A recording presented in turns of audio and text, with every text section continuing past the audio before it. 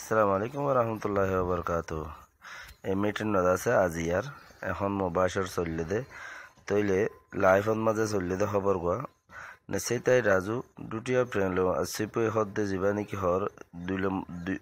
দুইবারের মতন মিটিংত বসে দে বিভাগ্য মিটিং দেশের বালা হরাপ গময়ে কিনো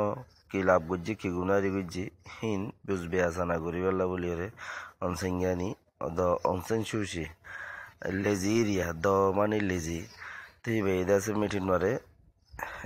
এবার আসিফের মাঝে আছে এখন খবর গান চলের ওনারা ফোনো বলে শুরুর মধ্যে বেগুনের সালাম দেওয়া দিল আর বেগুন কুজলিওয়ালা অকল যত দেশের মুরব্বী অকল দেশবাসী অকল দেশের মাঝে আসদে দমার বেগুন দেশের লিডার সে আসত তৈলে যত দলীয় আছে বেগুনের আছে দোয়াইও গরের সালামও গরের ইজ্জত গরের ইয়ার বাদে আছে দেশের লাভ গুণারের হতা বুঝার ইয়ান ওনারা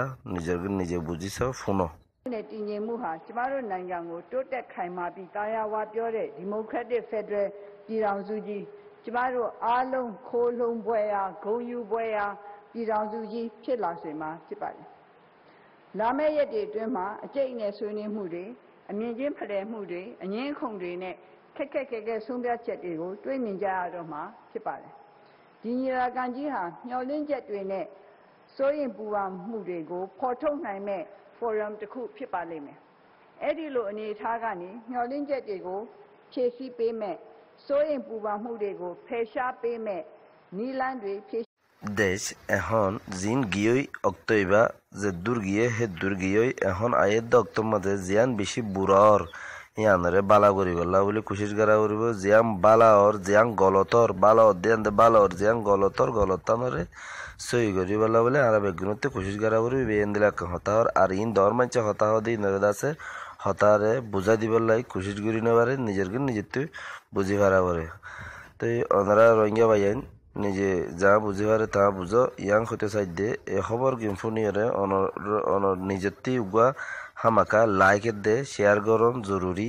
কিয়া হার রোহিঙ্গা ভাই ইন্দারা তত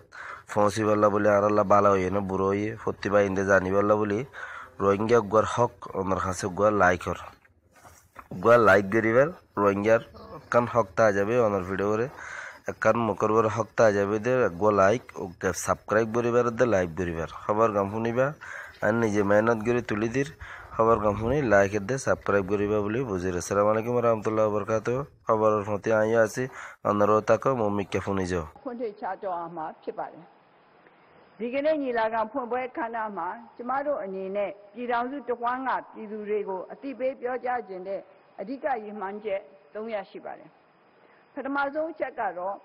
ကျမတို့ဥတီလျှောက်လှမ်းနေတဲ့ပန်းတိုင်ဖြစ်ပါတယ်။ကျမတို့နိုင်ငံကျမတို့သမိုင်းကြောင်းမှာရှေးကြာလှပြီဖြစ်တဲ့လက်နက်ကင်ပဋိပက္ခတွေရဲ့ဖြေရှင်းချက်ဟာအားလုံးသဘောတူလက်ခံနိုင်တဲ့ Federal စနစ်ဖြစ်တယ်ဆိုတာကိုအားလုံးနှိပါကလက်ခံထားကြပြီးဖြစ်ပါတယ်။နိုင်ငံရေးပြဿနာတွေရဲ့ဖြေရှင်းချက်ဖြစ်တဲ့ဒီမိုကရေစီနဲ့ Federal စနစ်ကိုအခြေခံတဲ့ဒီမိုကရေစီ Federal ပြည်ထောင်စုဖြစ်ပေါ်လာရေးဟာကျမတို့ရဲ့ပန်းတိုင်ဖြစ်ပါတယ်။ ইয়ান তো হইল দিয়া ডেমোক্রেসি আনন হদিয়ান আর কান ফুল বাগান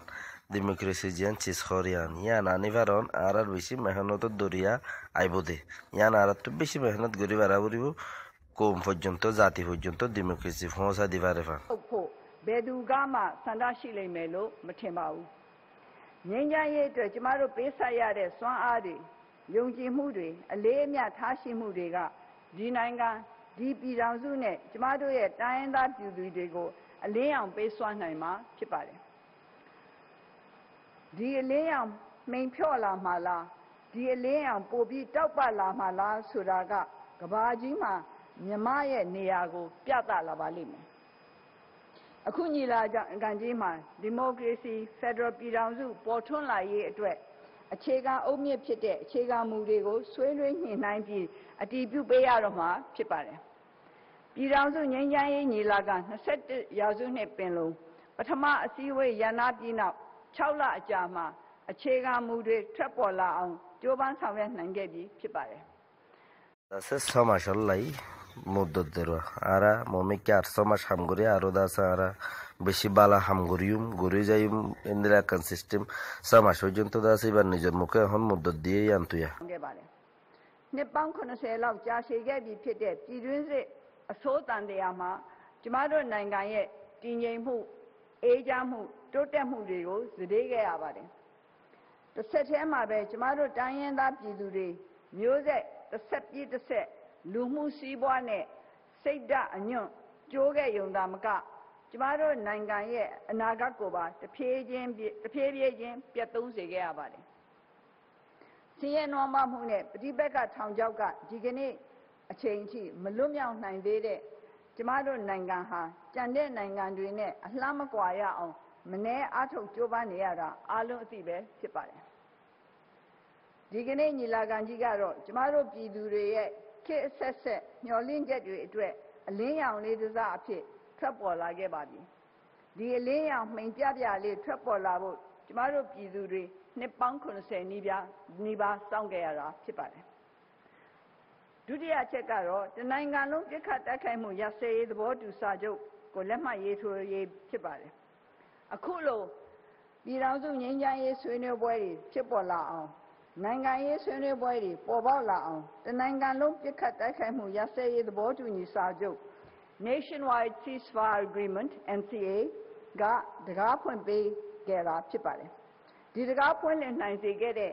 NCA ဟာလည်းတိုင်းရင်းသားတွေနဲ့ညှိနှိုင်းပြီးထွက်ပေါ်လာခဲ့တာဖြစ်ပါတယ်။သမိုင်းတစ်လျှောက်ပြန်ကြည့်ရင်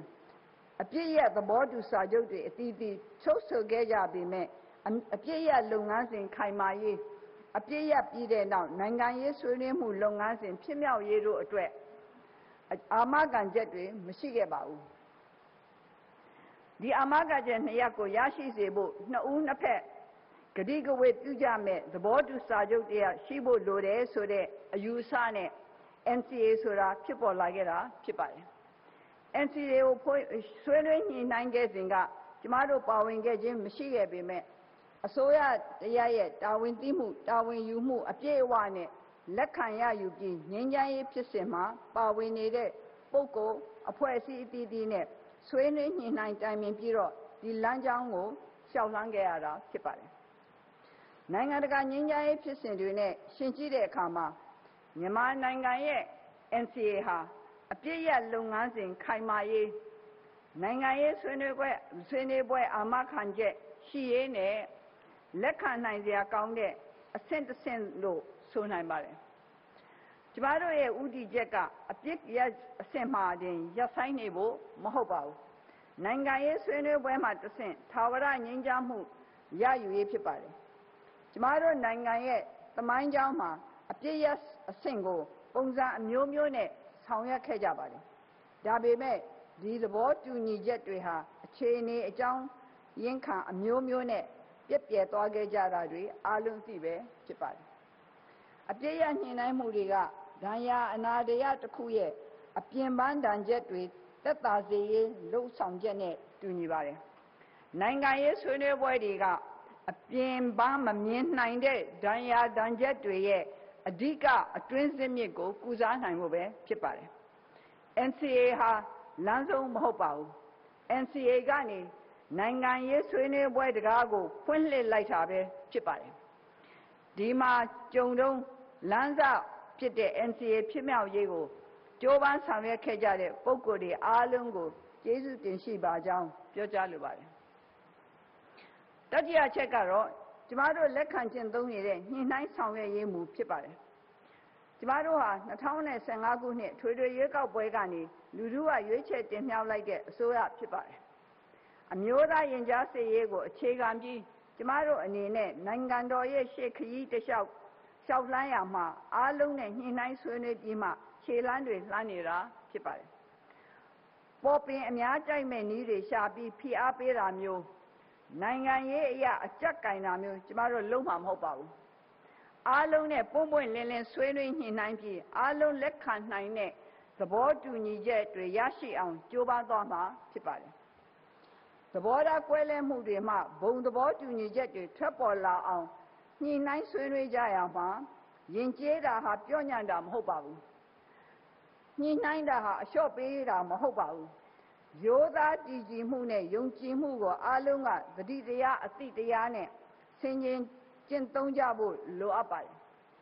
ဘယ်သူနဲ့မဆိုစေစပ်ညှိနှိုင်းဆွေးနွေးဖို့စိုးရိမ်စရာမလိုအပ်ပါဘူးကွဲပြားမှုတွေပိုပြီးကြီးမားလာစေနိုင်တဲ့ပြဿနာတွေကိုအာရုံစိုက်မနေကြဘဲကျမတို့အချင်းချင်းပေါင်းစည်းမှုတွေပိုပြီးခိုင်မာလာစေနိုင်တဲ့အဆိုပြုချက်တွေကိုရှာဖွေဖော်ထုတ်ကြရမှာဖြစ်ပါတယ်ဆွေးနွေးညှိနှိုင်းမှုတွေဟာနားလည်မှုရင်းနှီးမှုတွေကိုတိုးပွားလာစေပြီးစာနာနားလည်မှုမျှဝေခံစားမှုတွေကိုဖြစ်ပေါ်လာစေနိုင်ပါတယ်အဝေးကနေစကားလုံးတွေပြောကြားချက်တွေကိုနားထောင်အနက်ကောက်ပြီးသုံးသပ်နေတာတဲ့မျက်နှာချင်းဆိုင်တွဲဆုံပြီးဆွေးနွေးညှိနှိုင်းကြတာကတူညီတဲ့သဘောထားတွေကိုဖော်ထုတ်နိုင်စေမှာဖြစ်ပါတယ်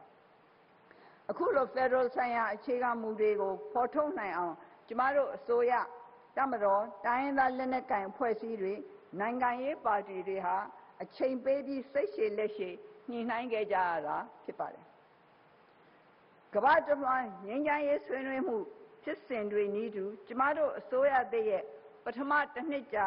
သက်တမ်းအတွင်းမှာပဲအနှိမ့်အမြင့်အတက်အကျများစွာနဲ့တွေ့ကြုံဖြတ်သန်းခဲ့ရပါတယ်ဒီကနေ့ညီလာခံမှာတော့ကျမတို့အားလုံးရဲ့ကြိုးစားအားထုတ်မှုတွေအရာထင်လာခဲ့ပြီလို့ဆိုရမှာဖြစ်ပါတယ်အမျိုးသားအဆင့်နိုင်ငံရေးဆွေးနွေးပွဲတွေအစုအဖွဲ့အလိုက်တင်ပြချက်တွေကတက်လာတဲ့စာတမ်းတွေကိုအခြေခံပြီးအစစ်အစစ်ဆွေးနွေးခဲ့ပါတယ်နောက်ဆုံး UPDJC မှာဆွေးနွေးညှိနှိုင်းပြီးအတည်ပြုခဲ့ရမှာအားလုံးလက်ခံနိုင်တဲ့အခြေခံမူ41ချက်ရရှိခဲ့ပါတယ်ရှေ့ကိုဆက်ပြီးခရီးရှည်ကြီးတစ်ခုကိုကျမတို့အားလုံးအတူတကွလက်ချင်းရှက်ပြီးရှောက်လှမ်းကြအောင်ပါစည်းလုံးမှုမျှဝေနားလည်မှုညီညွတ်မှုနဲ့ပင်လုံစိတ်ဓာတ်ကိုအခြေခံပြီးဒီခရီးရှည်ကြီးမှာကြုံတွေ့လာရမယ့်စိန်ခေါ်မှုတွေကိုကျော်လွှားနိုင်ဖို့ကြိုးပမ်းသွားကြရမှာဖြစ်ပါတယ်ဆက်လက်ပြီးလဲလက်ရှိ2019ခုနှစ်ကိုငြိမ်းချမ်းရေးနှစ်အဖြစ်သတ်မှတ်ပြီးနိုင်ငံရေးဆွေးနွေးပွဲတွေဆောင်ရွက်ရမှာဖက်ဒရယ်စနစ်ရဲ့အခြေခံအုတ်မြစ်ဖြစ်တဲ့မူတွေထွက်ပေါ်လာအောင်ဥတီကြိုးပမ်းသွားဖို့မျှော်မှန်းထားပါတယ်တစ်ချိန်တည်းမှာ NCA လက်မှတ်မထိုးရသေးတဲ့တိုင်းရင်းသားလက်နက်ကိုင်အဖွဲ့အစည်းတွေ NCA ထီအောက်ရောက်ရှိလာအောင်တွဲဆုံဆွေးနွေးရေးတကားကိုဖွင့်ပြီးကြိုးပမ်းဆောင်ရွက်သွားမှာဖြစ်ပါတယ်ယနေ့အားလုံးကျမတို့ဟာဒီမှာမျှော်လင့်ချက်များရဲဘော်ရဲဘက်စိတ်များနဲ့စုဝေးနိုင်ဖို့ဆောင်ရွက်ပေးကြတဲ့သူများလမ်းကြမ်းကြီးတစ်လျှောက်ကျမတို့နဲ့အတူရှိနေခဲ့ကြတဲ့ပြည်သူပြည်သားများကျမတို့အပေါ်မှာကလျာဏမိတ်တစိတ်ဓာတ်နားလည်မှုယုံကြည်မှုများနဲ့တွေ့ကြုံလာရတဲ့အခက်အခဲတွေကျော်လွှားနိုင်အောင်တစိုက်မမကူညီပေးခဲ့ကြတဲ့မိတ်ဆွေများအားလုံးကိုကျေးဇူးဥပကာယအထူးပင်တင်ရှိပါကြောင်းအလေးနဲ့ထားပြောကြားလိုပါတယ်ဒီကျေးဇူးတွေကိုအကောင်းဆုံးတုံ့ပြန်နိုင်မဲ့နည်းလမ်းကတော့စစ်မှန်ပြီး